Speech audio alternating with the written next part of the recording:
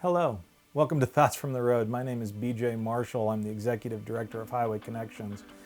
We've been giving out Bibles for 50 years and encouraging truck drivers to get to know Jesus better. We've been walking through the book of Matthew, and I'm always amazed that as you dive into the Word, how each and every time it is alive, something new pops up. So we're going to pick up where we left off from our last episode in the second half of Matthew chapter 9, starting in verse 18.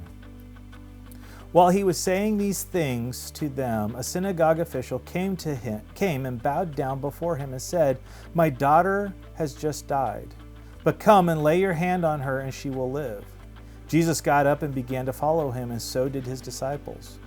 And a woman who had been suffering from a hemorrhage for 12 years came up behind him and touched the fringe of his cloak. For she was saying to herself, "If I only touch his garment, I will be well." But Jesus, turning and seeing her, said, "Daughter, take courage. Your faith has made you well." At once the woman was made well. When Jesus came to the official's house and saw the flute players and the crowd of noisy disorder, he said, "Leave, for the girl is not dead, but asleep." And they began to laugh at him. But when the crowd had been sent out, he entered and took her by the hand, and the girl got up, and this news spread throughout all that land. As Jesus went on from there, two blind men followed him, crying out, "Have mercy on us, Son of David."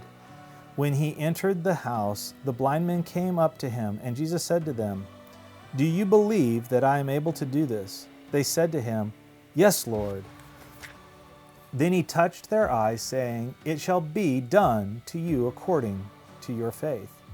And their eyes were opened, and Jesus sternly warned them, "See that no one knows about this." But they went out and spread the news about him throughout all that land. And as they were going out, a mute, demon-possessed man was brought to him. After the demon was cast out, the mute man spoke, and the crowds were amazed and were saying, "Nothing like this has ever been seen in Israel." But the Pharisees were saying, "He casts out demons by the ruler of the demons." Jesus was going throughout all the cities and villages, teaching in their synagogues and proclaiming the gospel of the kingdom and healing every kind of disease and every kind of sickness.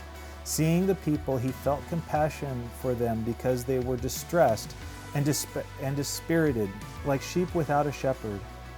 Then he said to his disciples, "The harvest is plentiful, but the workers are few. Therefore beseech the Lord of the harvest to send out workers into his harvest." As I was reading this passage, the one thing that kept jumping out to me over and over again in Matthew chapter 9 was this idea of faith and having the faith to see the miracle. And we see in these stories how people's faith inspired them to seek out Jesus and to see the miracles happen. And we saw others who were witnessing these amazing, miraculous signs scoff and explain away why Jesus did what he did. I don't know about you, but I know that from my time on the road, I can attest to the fact that there were times I saw miracles happen. I saw times where there should have been major accidents and everybody drove on. I can't explain it. I can't say that in the moment I sat there and in great faith said, "God's going to keep this accident from happening." I know many times I'd be driving and somebody would be doing something stupid and I would cringe, waiting for the impact, only to be able to just keep going down the road. Faith is a very interesting thing. Jesus will go on to say that if we have faith the size of a mustard seed, we can move mountains. And a lot of times we focus on the amount of faith. It only takes a little bit. But the interesting thing to me that I see in this passage is that it takes faith. We have to have it. We have to have that faith in Jesus. It doesn't have to be much. God's not worried about the amount. He's worried that it's there. And so often I find for myself that my faith is in everything but Jesus. I have faith that my car will start. I have faith that my seat in my chair at my dining room table will hold me up. But then when it comes to those times of worrying and anxiety, where I should put that same kind of faith into Jesus, I don't. I'm reminded of Paul's encouragement to Timothy when he says, God has not given us a spirit of fear, but of power and love and of a sound mind. So often I let that spirit of confusion, I let what these Pharisees accused Jesus of, I let the prince of lies, the prince of the demons in, and then wonder why my faith is non-existent. But I need to be addressing that in my life. I need to sit there and say, no, my faith, my trust, my belief is in Jesus. And when worry and doubt and fear try and sneak into my life, I need to reject those. And I need to cling to Jesus. I love in this passage when it's talking about the woman who touches Jesus' cloak. Her faith was, if I could just get close enough. I don't have to get right on top. I just have to get close enough. And today you are given that same opportunity, that same invitation. Just get close enough. Let Jesus be close.